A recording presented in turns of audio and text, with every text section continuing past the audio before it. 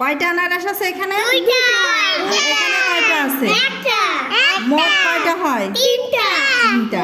দুইটা আনারস দেখছি, সংখ্যায় লিখতে গেলে লিখতে হবে 2। আর এই চিহ্নের নাম কি? এই চিহ্নটার নাম কি? কি না? হ্যাঁ, তা ভুলে গেলে কেমনে? যোগ, একসাথে করা, তাই না? এই চিহ্নের নাম যোগ। আর এই একটা আনারসকে লেখা এই 1। দুইটার একটা মিলে হলো কয়টা?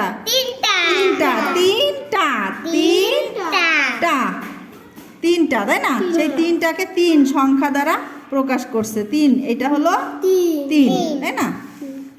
এখানে কয়টা বিড়াল আছে? বিড়াল নাকি বিড়ালের ছানা?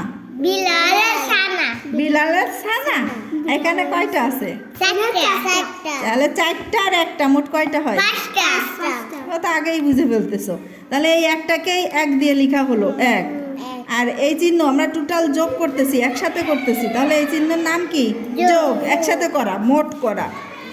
আর 4টা বিড়াল ছানা 4, এটা হলো 4। মোট 4 আর 1 কত?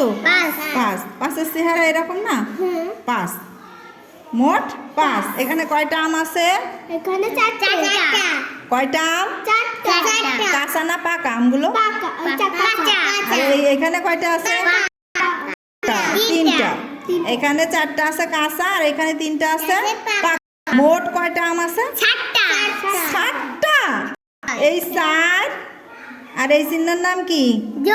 যোগ। আর এই কয়টা? 3টা। মোট হলো 7। 7-এর চেহারা কিরকম? এরকম না? মোট কয়টা আম হলো? 7টা।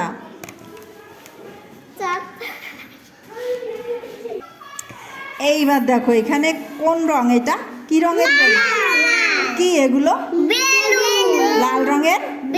আর এগুলো? বুলু। বুলুর বাংলা কি? বুলু তো ইংরেজি শব্দ। বেলুন। কিন্তু বুলুর বাংলা হচ্ছে নীল। নীল। আর রেড অর্থ লাল, তাই না? আমরা ইংরেজিতে না যাই। এখানে কয়টা বেলুন আছে? 3টা।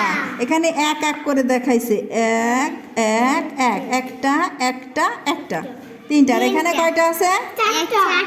1টা 2টা 3টা 4টা 5টা। এখানে আছে 5টা। তাহলে একটা করে, একটা এইভাবে লিখতে হয়েছে। হ্যাঁ, 5টা। এখানে 3টা আর এখানে 5টা।